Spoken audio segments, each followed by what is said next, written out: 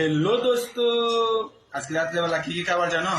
ভাত, এই যে মাছের তেল, আমার তো এক নম্বর ফেভারিট মাছের তেলটা। লগে আছে শীতল চাটনি, বেগুন দিয়ে বানাইছি, বেগুন দিয়ে বুঝতে পারছো? বেগুন দিয়ে হেভি টেস্ট।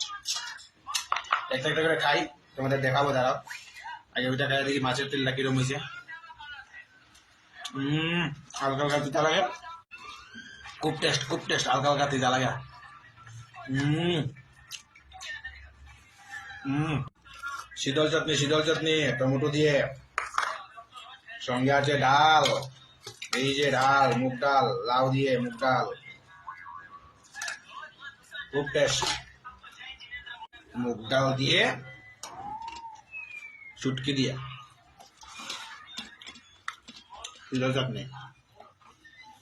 এই যে দেখো মাছের ঝুল শুধু পেঁয়াজ দিয়ে টমেটো দিয়ে, হালকা করে মাছের ঝুল, যে দেখি একদম জমিয়ে কষিয়ে। আহা, সেই টেস্ট হচ্ছে। হ্যাঁ, সেই টেস্ট।